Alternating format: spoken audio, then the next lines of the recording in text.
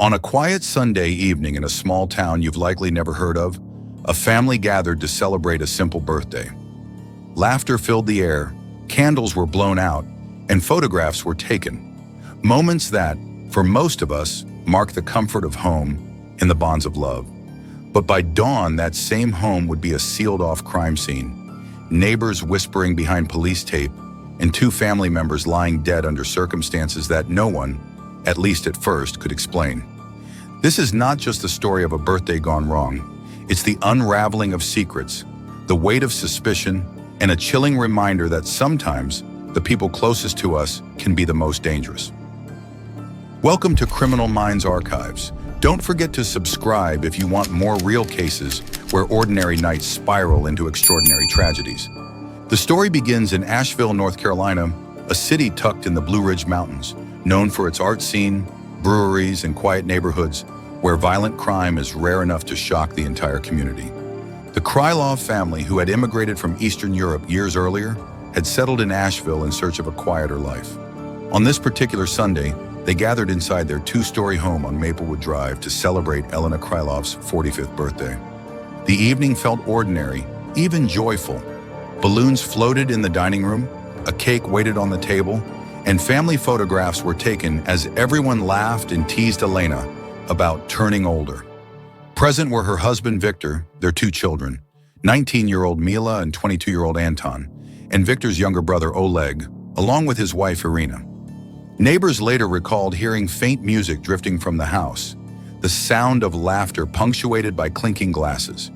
To anyone outside, it was the portrait of family harmony, a warm gathering in the cool spring air of the Carolina mountains.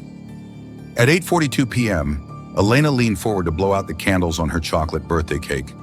Applause and cheers followed, glasses were raised in toast, and more photographs were snapped, capturing smiles that would later haunt investigators. But beneath the lighthearted chatter, tension simmered. Viktor and Oleg had been at odds for months over money tied to a failed investment. Their frustration showed in clipped words, sidelong glances, and brief silences at the table. Still, the evening moved forward, as though the weight of family loyalty could keep conflict contained. What no one in Asheville could have imagined was that within hours, that same cheerful home would be marked by police tape, its dining room transformed from a place of laughter into a crime scene, and two members of the Krylov family would not live to see the next sunrise. The following morning, Monday at 6:17 a.m., Buncombe County emergency dispatchers received a panicked 911 call. The voice on the line was young, trembling, and barely coherent. It was Mila Krylov, the couple's 19-year-old daughter. "Please, you have to come. There's blood. My mom, my uncle."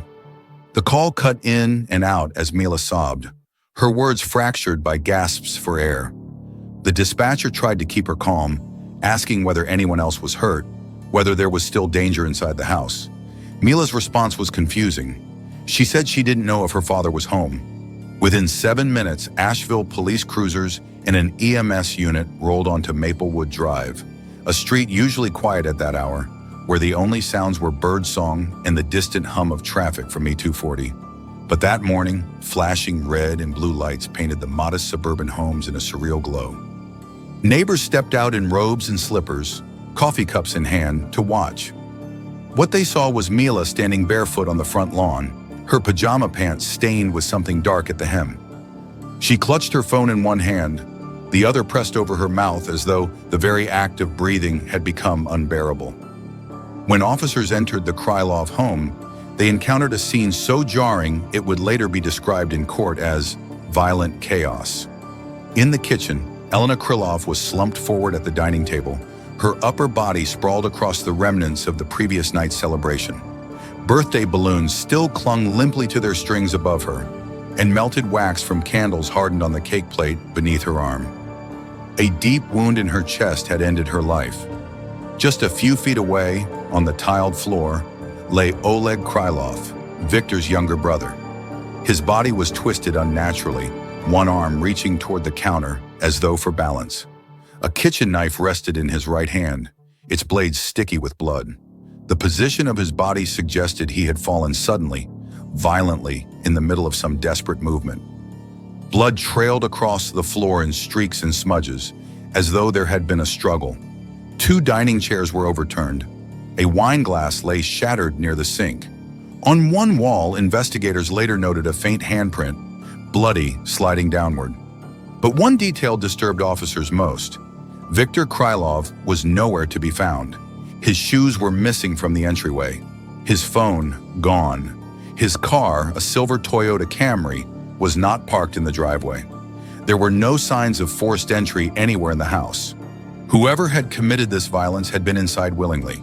The obvious theory was that Oleg had murdered Elena in a fit of rage, then turned the knife on himself, or perhaps collapsed during the act. But even in those first chaotic minutes, the scene raised more questions than answers. Why would Oleg lash out during what should have been a family gathering? Why would he kill his sister-in-law in such a brutal way? And if it was truly a murder-suicide, why was Viktor missing? As paramedics confirmed that both Elena and Oleg were beyond saving, detectives sealed the home with yellow tape.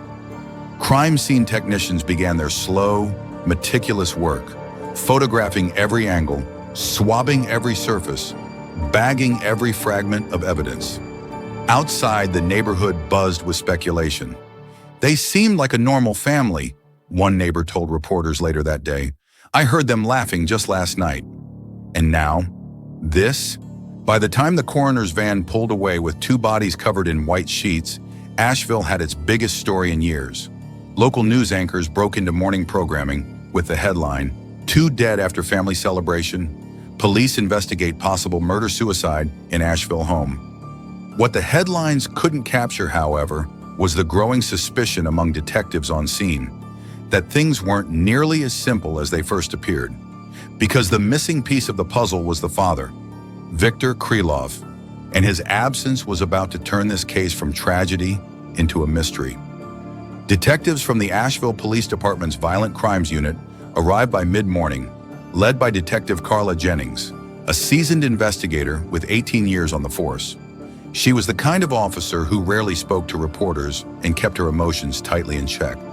But even she later admitted that stepping into the Krylov kitchen that morning felt like walking into something off, something that didn't fit the usual pattern. At first glance, the scene could be explained. Oleg, perhaps drunk or angry, had attacked Elena, and in the struggle, he ended up dead himself. The knife in his hand seemed to support that theory. The headline "murder-suicide" practically wrote itself. But detectives are trained not to trust the surface. One officer, standing near the dining table, whispered to Jennings, "If he stabbed her, why is there no blood on his shirt?" Jennings crouched near Oleg's body, noting carefully. Yes, there was blood on his hands, but his clothes were strangely clean for someone who had supposedly delivered such a fatal wound. Another problem was the angle of Elena's chest wound. Preliminary observations suggested the knife had been thrust downward with significant force. Oleg, lying flat on his back, would have had difficulty striking her in that way, unless they had been standing face-to-face in a violent confrontation. Another detective pointed at the wine glass shattered by the sink. "Only 1 glass is broken, but there are 6 people here last night. Why just 1? Detective Jennings logged the thought. Details like that often matter later. Then came the troubling question of Viktor. His absence loomed over every conversation that morning. Neighbors were questioned immediately. Several reported seeing Viktor's silver Toyota parked outside the house late the previous evening. But by the time the first officers arrived after Mila's 911 call, the car was gone. No one on Maplewood Drive had seen it leave. Inside the house, there were no signs of forced entry, no broken locks, no windows jimmied open. Whoever had committed these acts had been let in or was already inside. With Oleg dead and Viktor missing, suspicion began to shift. By noon, the case had forked into 2 competing theories. Murder-suicide theory. Oleg killed Elena during a heated argument, then either collapsed or took his own life. Viktor, panicked by the carnage, fled the house for reasons unknown. Missing suspect theory. Viktor himself was responsible for both deaths and staged the scene to frame his brother, fleeing afterward to avoid capture. Both scenarios had holes. If Oleg was the killer, why flee? If Viktor was the killer, why leave his children behind to discover the bodies? Detective Jennings ordered the house fully processed. Fingerprints lifted from every glass, every plate, every doorknob. Blood samples were collected. The knife was bagged for forensic testing. Meanwhile, Mila and Anton Krylov were separated for questioning. Mila, still pale and trembling, told investigators she had gone to bed around midnight, too tired to stay up while her parents and uncle talked in the kitchen. She insisted she had heard nothing unusual. Anton, however, offered a slightly different timeline, saying his father went to bed before midnight, leaving Elena and Oleg talking downstairs. When pressed for details, both siblings faltered. Their accounts were inconsistent, leaving investigators uneasy. By late afternoon, Asheville news crews had set up on Maplewood Drive, broadcasting live updates. Curious locals gathered at the edge of the police tape, whispering rumors. Some claimed Viktor had been spotted at a gas station outside town. Others speculated he had drowned himself in the nearby French Broad River. But inside the police station, behind closed doors, the mood was different. Detectives were already leaning toward the darker theory that Viktor Krylov had not just vanished, he had run. And if that was true, the missing father was no victim. He was a killer. By the second day of the investigation, the Krylov home on Maplewood Drive had transformed from a family residence into a hive of forensic activity. Crime scene technicians moved in and out wearing protective booties, while neighbors watched from across the street, whispering theories.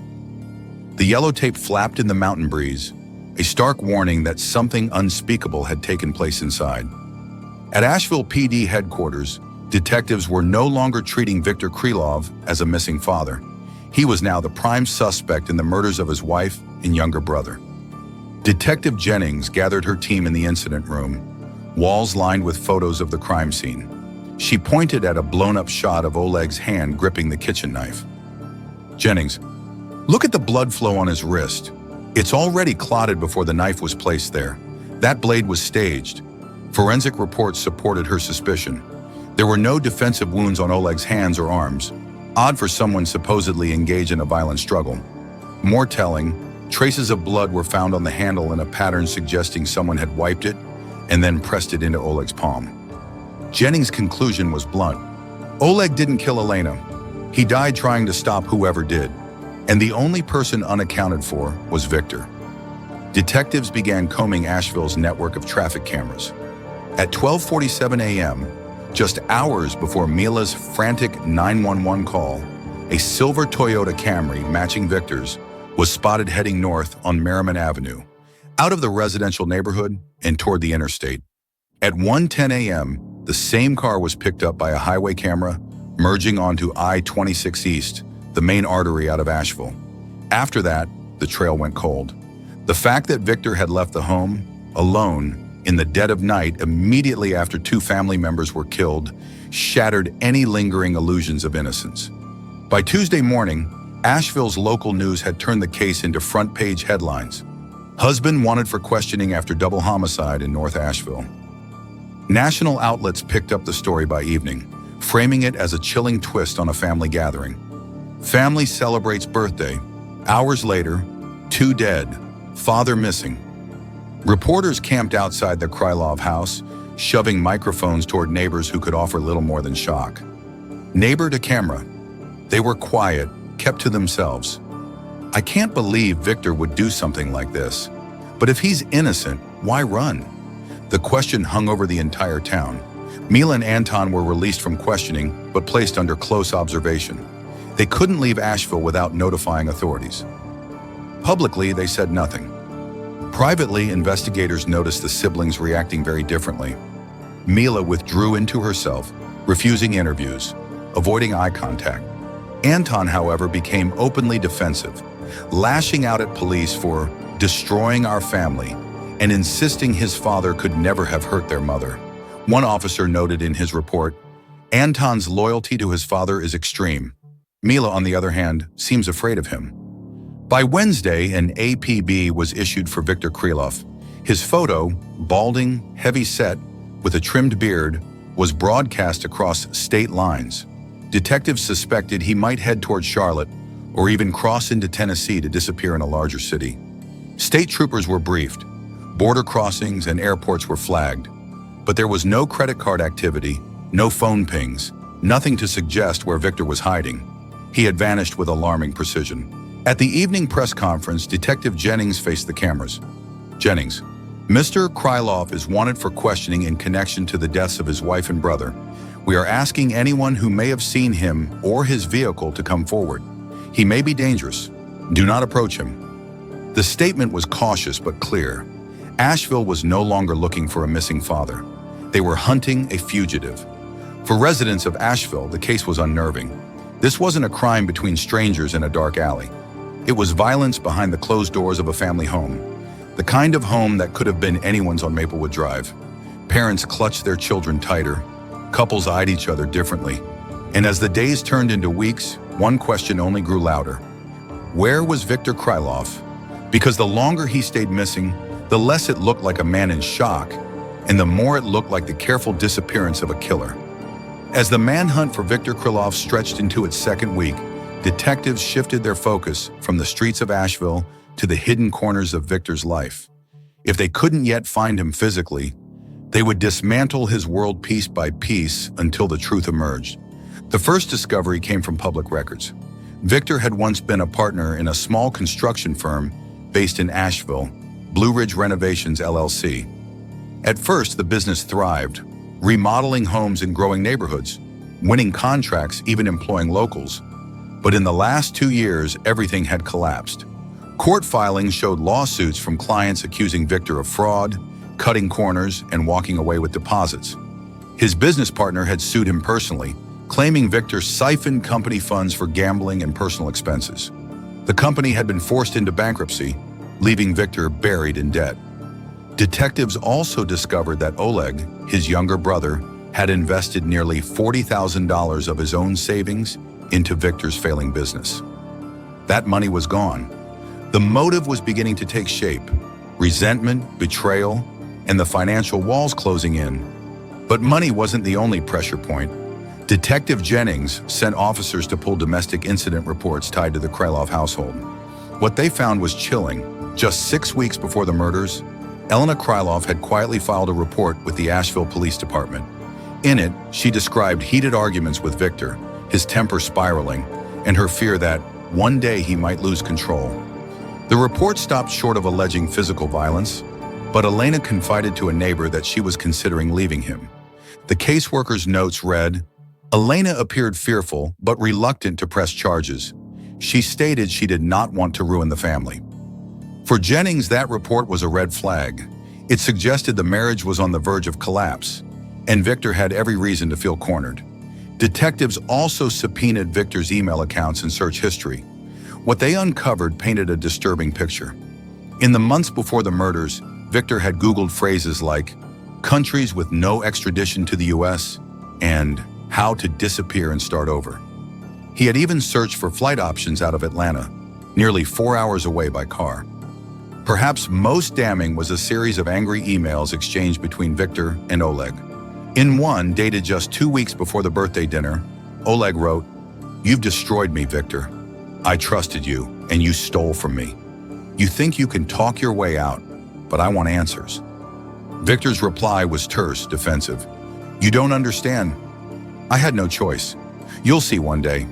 Those emails established a timeline of conflict that investigators believed had exploded on Elena's birthday night. Piecing together witness statements, police began reconstructing the evening. Irina, Oleg's wife, who had left the dinner early because she wasn't feeling well, confirmed there had been visible tension between the brothers. Viktor had raised his voice more than once, and at one point Elena had intervened, telling them both to stop. That account, combined with the physical evidence, led detectives to theorize that the confrontation reignited after midnight. Words escalated to shouting. Shouting escalated to violence. But the most haunting revelation came from Mila. Pressed again in a second round of interviews, she broke down. Mila, through tears. "I didn't want to say before, but I saw him. After everything went quiet, Dad was in the hallway. His shirt was soaked in blood. He was talking to himself. I was so scared I just stayed in my room." Her testimony confirmed what Jennings already suspected. Viktor had been there in the moments after the killings. He wasn't asleep. He wasn't gone yet. He was covered in blood inside the house, and by morning he had vanished. By the end of the third week, detectives had a working theory. Viktor Krylov, burdened by financial ruin and enraged by his brother's demands, lashed out during the birthday night. Elena, either trying to break up the fight or confronting Viktor about his failures, became his first victim. Oleg, attempting to intervene, became the second. To deflect blame, Viktor staged the scene to look like Oleg had committed a murder-suicide, then fled in his car under cover of darkness.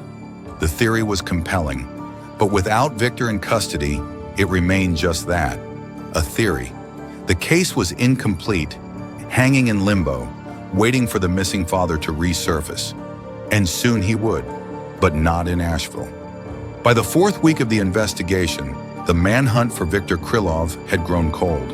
Leads dried up, tips proved false, and the trail of the silver Toyota Camry had gone dark after the last highway camera captured it heading east out of Asheville.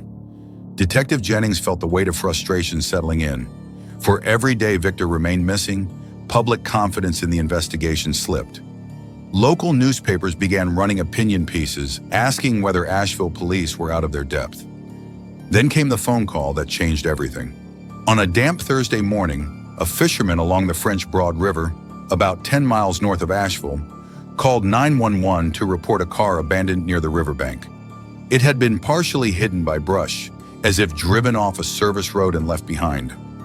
Officers arrived to find it, a silver 2009 Toyota Camry, the same make, model, and plate registered to Viktor Krylov. The car doors were locked, but the windows were fogged and streaked with mud from recent rains. When forensics opened the vehicle, the smell hit them first. Metallic, coppery, unmistakable. Inside, traces of blood stained the driver's seat and steering wheel. On the passenger seat lay a crumpled jacket, also smeared with blood. The blood was tested within 24 hours. The results came back conclusive. It belonged to Elena Krylov. The discovery confirmed what Jennings had argued from the beginning. Viktor hadn't fled in shock or confusion. He had left that night after killing his wife and brother, transporting traces of her blood in the process. But there was a complication. Despite searching the river for days, sending divers into the murky water, combing the banks for miles, there was no sign of Viktor himself. Had he drowned, taking his own life to escape justice? Had he faked a suicide to throw police off his trail? Theories abounded. Some locals believed Viktor had stashed supplies and slipped away on foot, disappearing into the dense woodlands of western North Carolina. Others whispered that he had contacts helping him flee the country, perhaps through Atlanta or Charlotte. But Jennings wasn't convinced by rumors. She studied the car scene carefully. There were no signs of a struggle, no footprints leading into the mud, no discarded belongings. The driver's seat had been adjusted far back, too far for Viktor's 5'9" frame. To Jennings, it felt deliberate, staged again, just like the knife in Oleg's hand. News of the car discovery spread quickly. Asheville's residents, already shaken, now felt exposed. If Viktor was still alive, where was he hiding? Was he in the woods? Was he lurking in town, slipping into stores and gas stations unnoticed? Local business owner, people don't just vanish. He's out there somewhere, and we're the ones living next to empty houses and trails he could be using. It makes you look over your shoulder at night. Rumors poured into the police tip line. One caller swore she had seen Viktor at a Walmart in Hendersonville. Another claimed he had been spotted filling a backpack at a camping store in Knoxville, Tennessee. None of these tips checked out, but the volume of reports forced police to expand their net beyond North Carolina. The FBI was quietly briefed, and Interpol was notified in case Viktor attempted to cross borders. 2 weeks after the car was found, a critical lead arrived not from a random sighting, but from digital forensics. Investigators discovered that Viktor had logged into an old email account from a public computer in Charleston, South Carolina, nearly 300 miles away. The login was brief, just 90 seconds, but it was enough to confirm he was alive, on the move, and deliberately using resources to stay hidden. For Detective Jennings, it was both relief and dread. Relief because the trail was alive again. Dread because it meant she was hunting not just a desperate man, but a calculating one. Viktor had managed to vanish for weeks, and now it was clear he had a plan. The manhunt, once confined to Asheville's borders, was now national. Flyers bearing Viktor's face appeared at bus stations, airports, and truck stops across the Southeast. His name was entered into every law enforcement database as wanted for double homicide. Jennings knew what this meant. We're not waiting for him to come back. We're chasing him. The chase was on, and within months it would lead to a shocking capture, far from the quiet streets of Asheville. While detectives scoured rivers, highways, and forests for signs of Viktor Krylov, the two people most deeply scarred by the tragedy, Mila and Anton, were left to navigate their own storm of grief, fear, and mistrust. At first, the siblings had clung to silence. Mila, the quiet and observant 16-year-old, spoke little beyond what she had already told police. Anton, 19, oscillated between anger and denial, bristling at every question. But weeks after the discovery of Viktor's abandoned car, cracks began to form in their stories, and emotions they could no longer bottle up began spilling out. Detective Jennings returned to Mila for a follow-up interview. This time, the teenager's composure broke faster than before. She had been living with relatives since the night of the murders, and the weight of what she'd witnessed was slowly crushing her. Jennings leaned across the table gently. Jennings, Mila, you've been so brave, but there's something you're still holding back, isn't there? Mila, whispering, He looked at me. Jennings, who? Mila, my dad. After it happened, I thought he didn't know I was there, but he saw me at the top of the stairs. His eyes, I'll never forget it, like he wanted me to stay quiet. Jennings felt a chill. Mila had not mentioned this detail before, that Viktor had acknowledged her presence the night of the murders. Mila, voice breaking, I couldn't move. I couldn't scream. I just went back to my room and prayed it was a nightmare. This revelation shifted Mila's role in the investigation. She was no longer just a grieving daughter, she was a surviving witness. Anton, on the other hand, reacted very differently when pressed. In his interview, he lashed out at detectives for painting his father as a monster. Anton angrily, You don't know him. He wouldn't do this. He loved us. He loved Mom.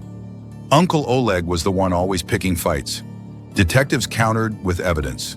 The blood in Viktor's car, the staged crime scene, the financial collapse, the violent arguments. Still, Anton refused to accept it. Anton defensive. None of that proves he killed them. Maybe someone else was there. Maybe he found them like that and panicked. Jennings noted that Anton's loyalty bordered on delusion. But beneath the denial, she saw something else. Fear. Anton wasn't just defending his father. He was terrified of what it meant if his father was guilty. Over time, the siblings' conflicting accounts created a rift. Mila confided in a social worker that she no longer trusted her brother's version of events. She believed what she saw, Viktor covered in blood. Anton, meanwhile, accused Mila of being brainwashed by the cops. For investigators, the division was telling. It suggested that Mila's memory was grounded in reality, while Anton was clinging to an illusion of his father. Public sympathy poured out for the Krylov children.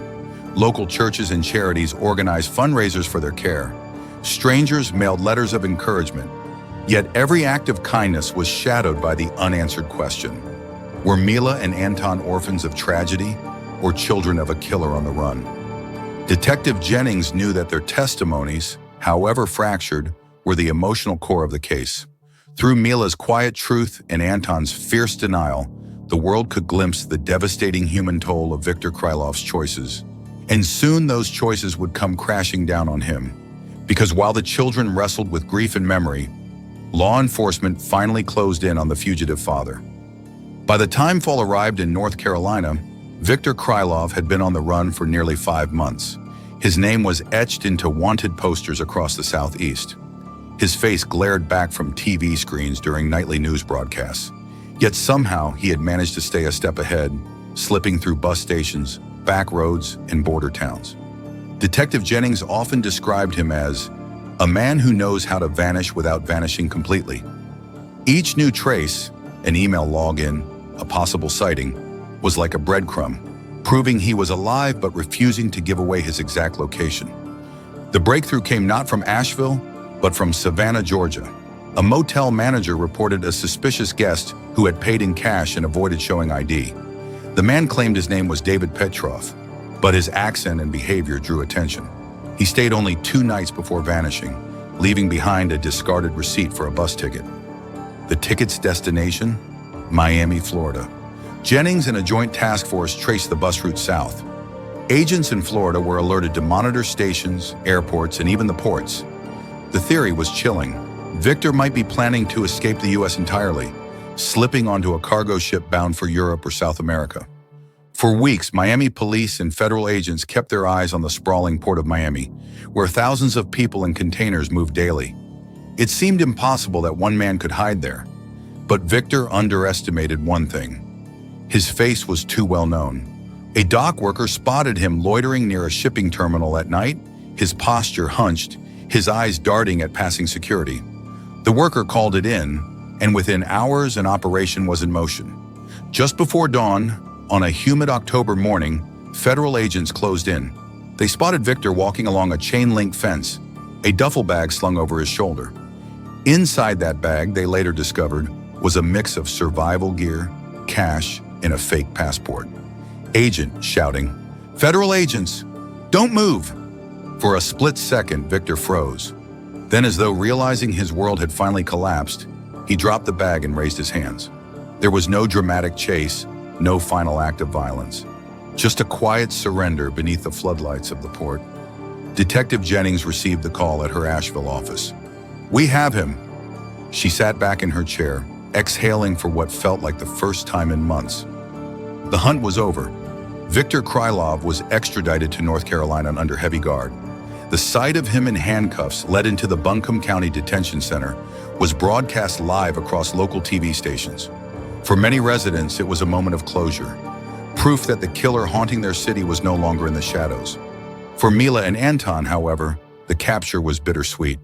Their father was alive, yes, but not as the man they had once adored. He was now the central figure in one of Asheville's darkest crimes, accused of slaughtering their mother and uncle. The courtroom battle to come would test them even further. The trial of Viktor Krylov began in the spring of the following year, and by then, Asheville had been transformed. For months, his case had dominated local headlines. National outlets picked up the story too, branding it the birthday murders. When the courthouse doors finally opened, reporters and curious onlookers crowded the steps. For many, the trial was not just about proving guilt. It was about untangling the mystery of how a father and husband could destroy his own family.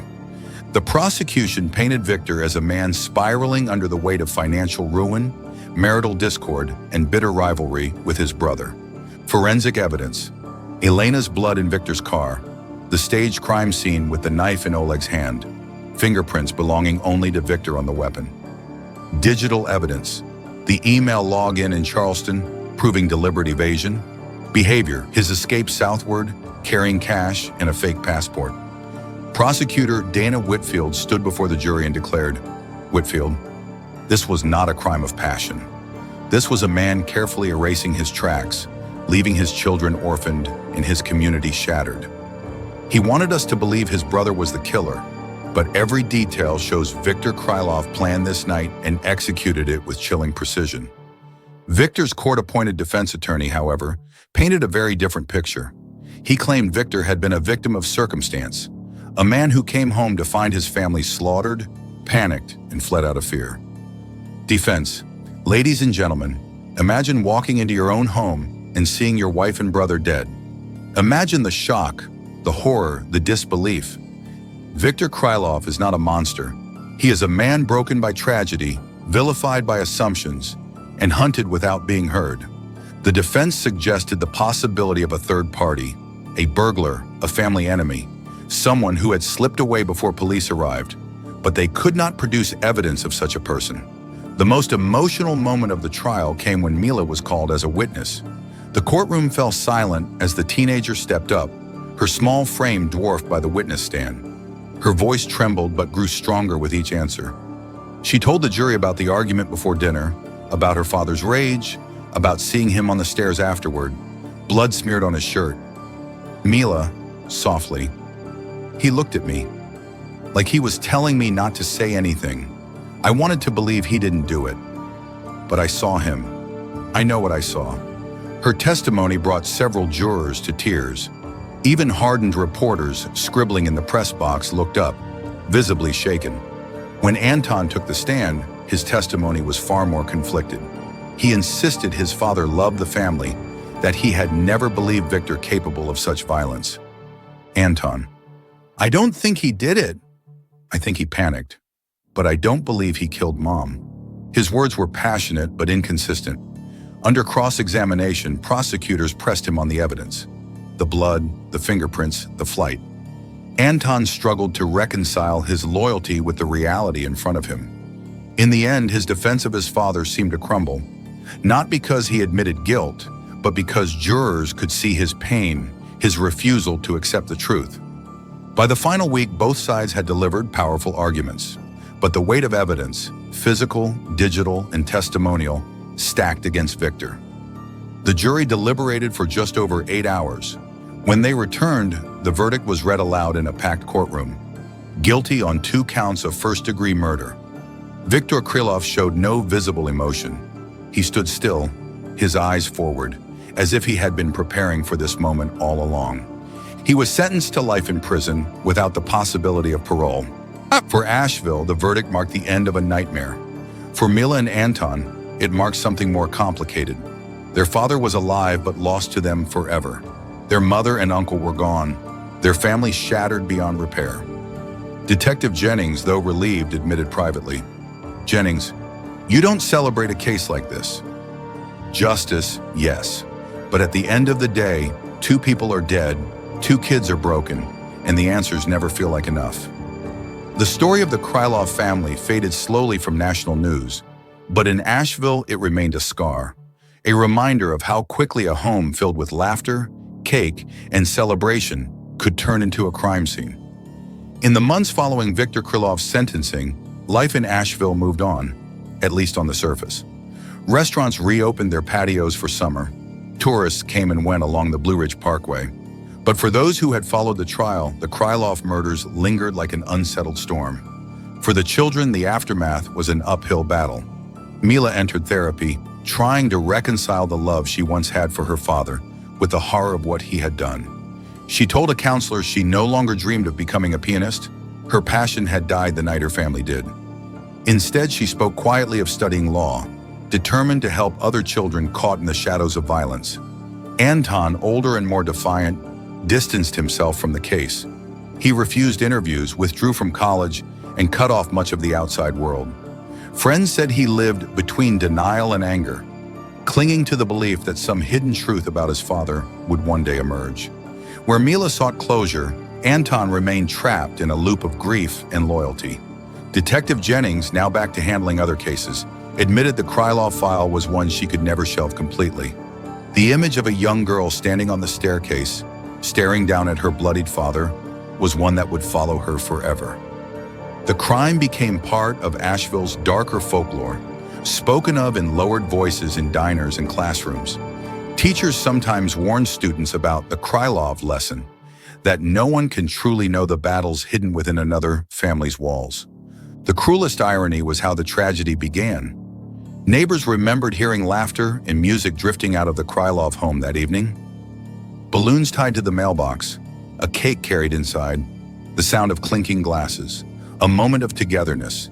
And then, hours later, 2 lives extinguished, a home shattered, and a family forever broken. True crime stories often end with justice, but justice rarely feels like victory. The conviction of Viktor Krylov ensured safety for the community, but it could never restore what was lost. A mother and brother gone, 2 children scarred, a family name etched into history not for love or triumph, but for betrayal. They celebrated a birthday in Asheville, North Carolina. By morning, 2 were dead, and the children left behind carried scars no sentence could ever heal.